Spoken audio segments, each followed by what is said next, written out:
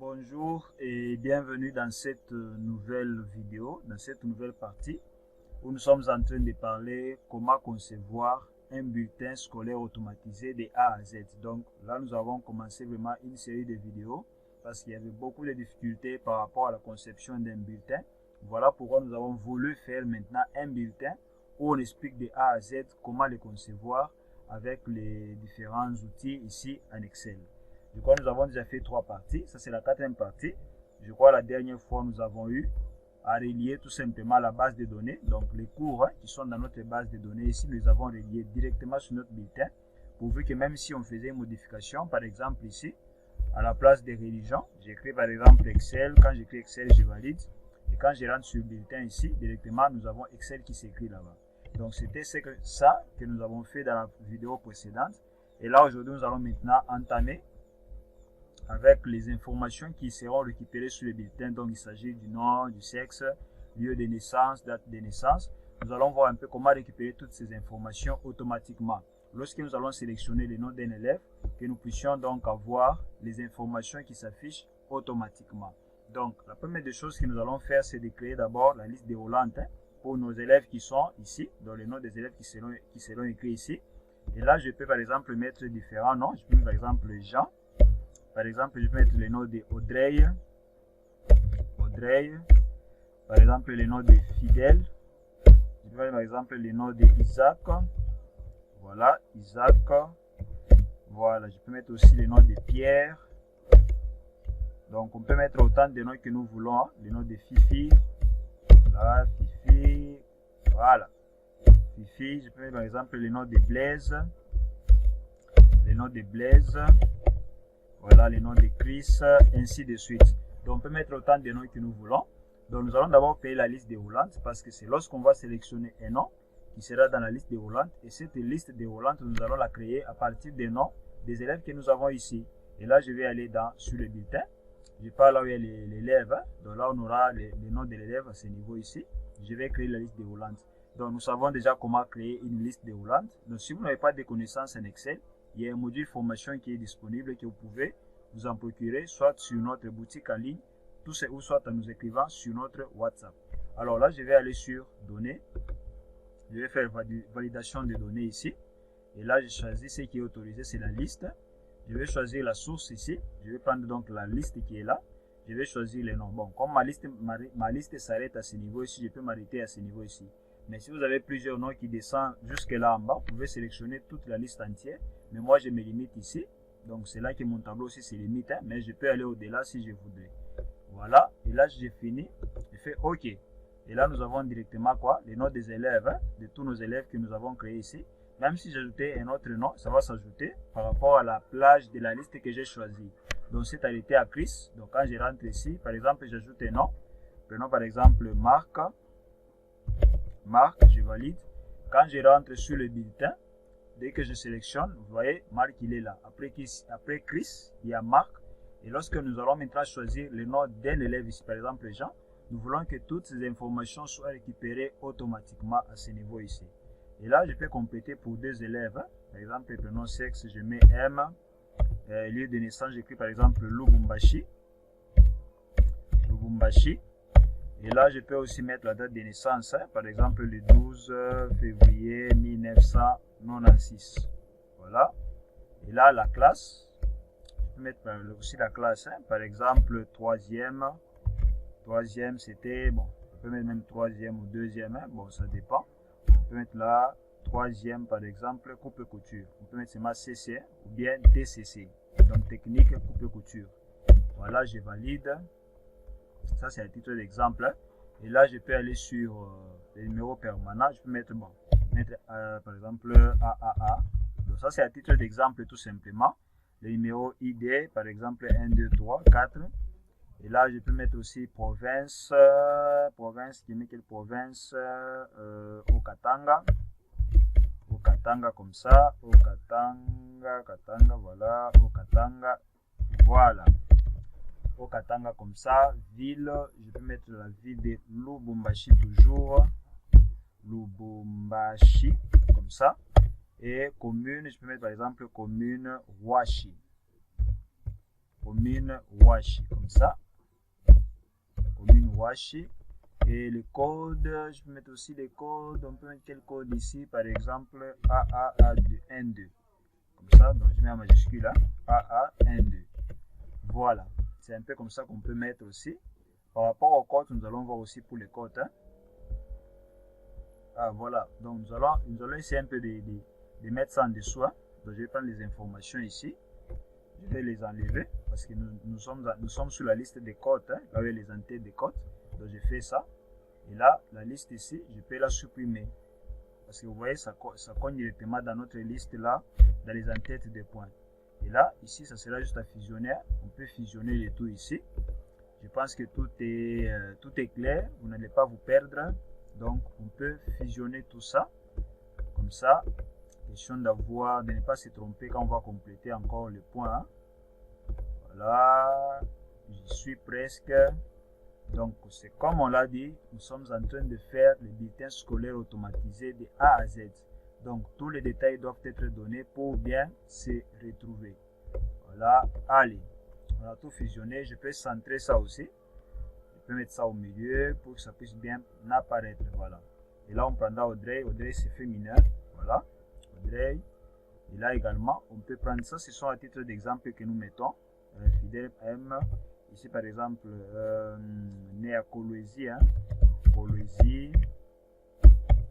Et là, je peux mettre, par exemple, la date de naissance, par exemple, les 19 avril, par exemple, 1994.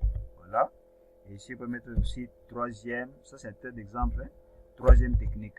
Ça, c'est vraiment à titre d'exemple, mais le bulletin, c'est pour une seule classe. Hein. Donc, troisième technique, on peut mettre comme ça, tech, comme ça, comme technique. Hein. Donc, technique comme ça. Oh là là, nous sommes ici. Troisième technique. Troisième technique, comme ça. Voilà, et le numéro permanent, par exemple, on peut mettre BBB. Ici, on peut mettre par exemple, combien là, 7654, comme ça. Et là, on peut mettre aussi la province, on peut mettre Lualaba. Hein, Lualaba, on peut mettre comme ça, Lualaba.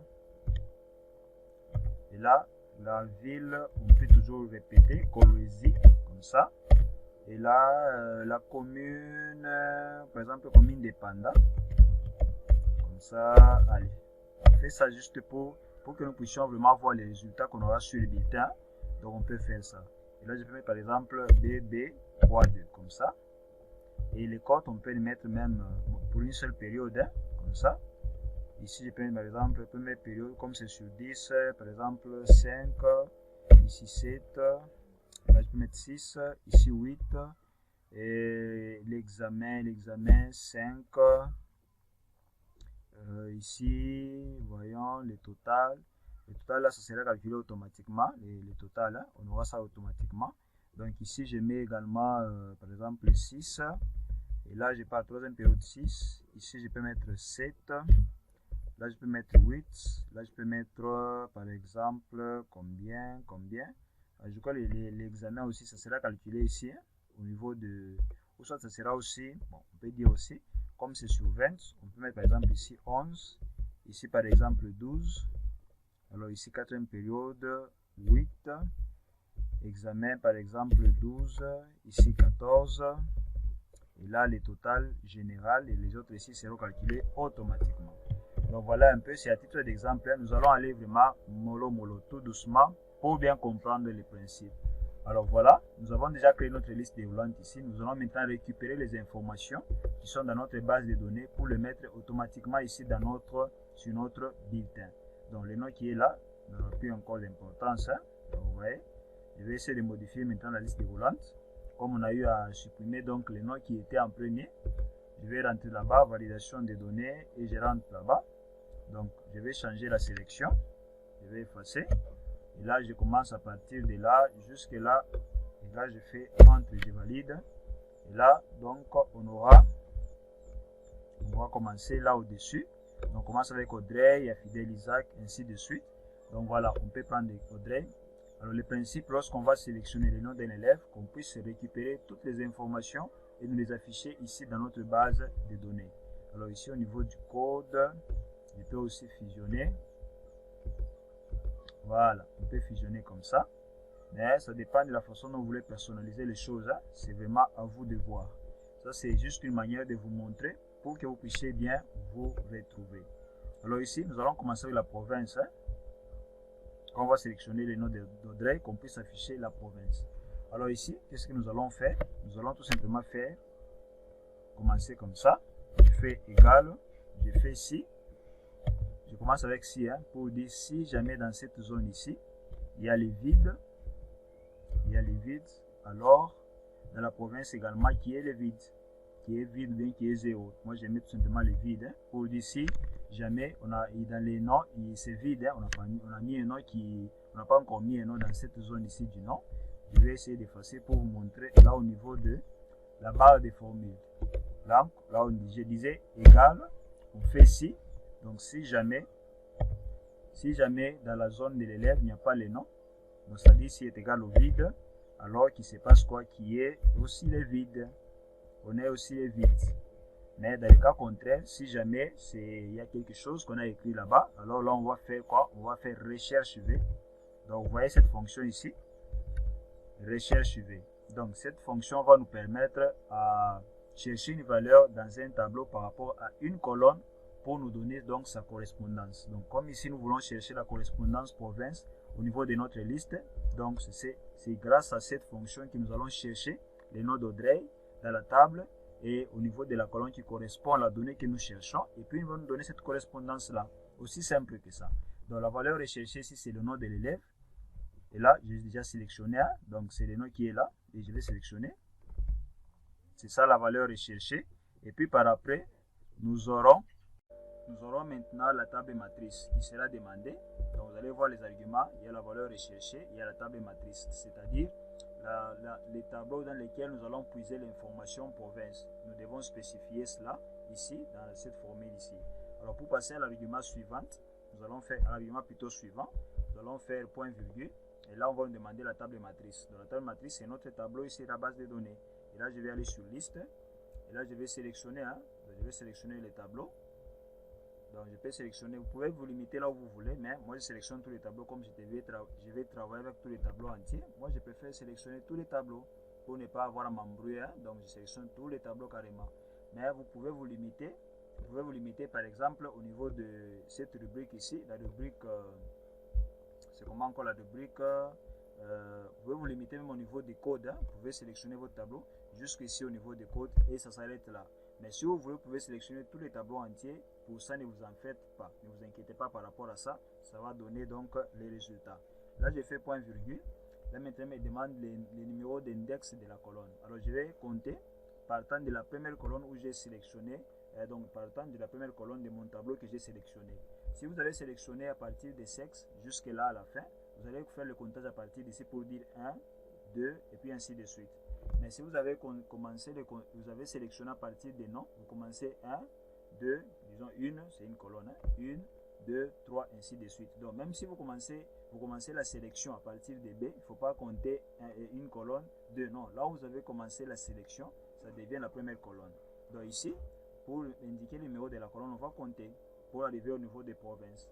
Donc là, je compte ici, 1, 2, 3, 4, 5, 6, 7, 8. Donc province c'est la 8e colonne, je mets 8. 8 comme ça. Et là, je vais faire encore point virgule. Là, on me demande la correspondance approximative ou bien la correspondance exacte. Alors nous avons besoin d'exactitude. Alors pour ça, nous allons prendre l'autre correspondance. Et là, je vais choisir cette correspondance-là faux. Et je ferme la première parenthèse et la deuxième parenthèse pour notre condition-ci. Et là, je vais valider. Vous voyez, nous venons de recevoir donc d'avoir notre province du Katanga.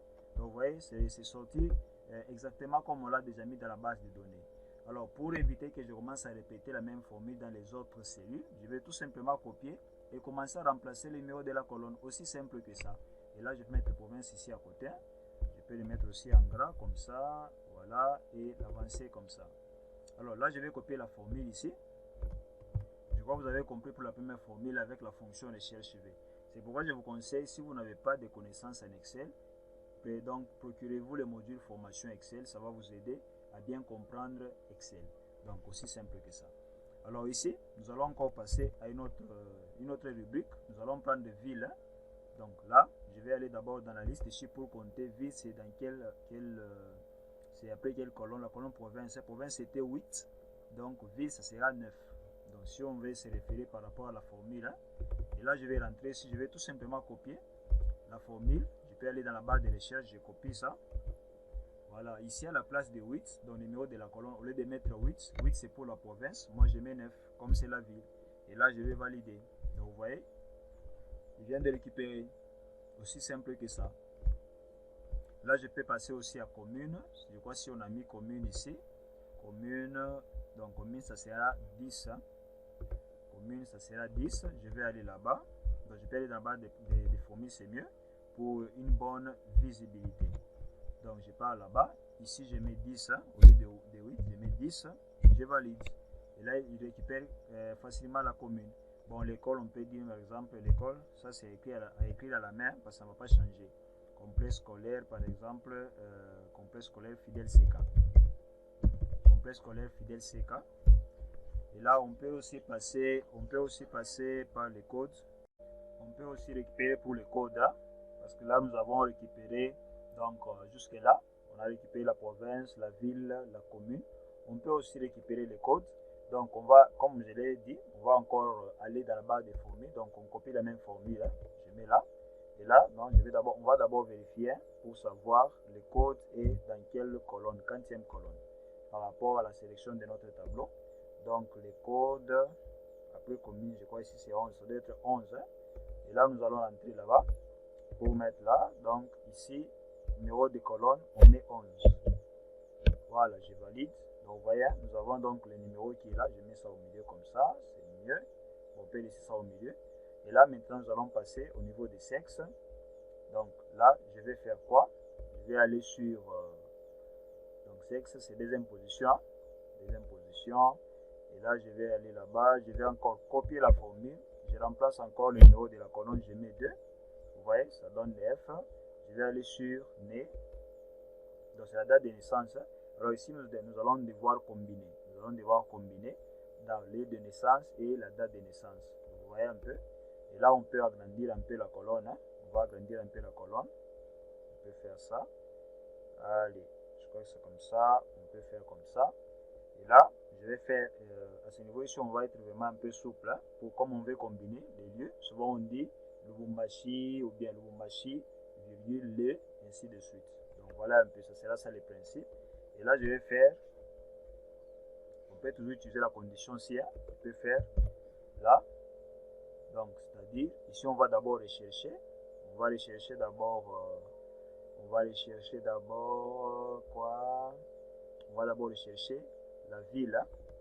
Attendez, je supprime d'abord la formule parce que nous devons savoir la position de notre colonne. Là, je rentre ici au niveau de la colonne parce que nous voulons combiner les deux colonnes ici dans une seule cellule hein, avec notre fonction. Donc ici c'est 3, ici c'est 4. Donc nous avons déjà l'idée. Je vais rentrer là-bas, né à Lubumbashi, et puis on va ajouter avec la date de naissance hein, par après. Et là, je vais aller là-bas. Et ici, nous avons dit c'est 3. Hein, c'est 3. Et là maintenant, je vais essayer de combiner. Je vais maintenant essayer de combiner. Pour combiner, je vais faire, donc je vais utiliser les symboles qu'on appelle, les noms m'échappent un peu là, je crois que c'est epsilon, quelque chose comme ça. Donc vous allez tout simplement utiliser ces symboles hein, pour bien affecter, combiner les deux. Je vais affecter là, je mets d'abord virgule, donc il y aura virgule, Lubumbashi, virgule, bon, point virgule, ou bon, mettons virgule hein, pour ne pas s'embrouiller, virgule comme ça. Je vais encore ajouter ces symboles, et là je vais encore ajouter la formule qui est là. Donc vous voyez à ce niveau ici, je vais ajouter, je vais mettre 4. Je mets ici 4. Et là, je peux maintenant valider. Voilà. Et là, nous avons donc la date de naissance qui est là et les lieux de naissance. Donc nous avons combiné les deux colonnes que nous avons pris ici. Donc il s'agit du lieu de naissance et la date de naissance. Alors vous allez voir qu'ici il y a un problème. On nous écrit Lubumbashi 35 5 7. Donc c'est le format date qui n'a pas été bien récupéré. Donc nous allons modifier quelque chose ici. Et là, je vais aller là. Donc ici, nous allons écrire par rapport au deuxième paramètre de notre colonne. Je vais écrire tout simplement texte. Tout simplement parce que nous voulons créer notre format date, texte.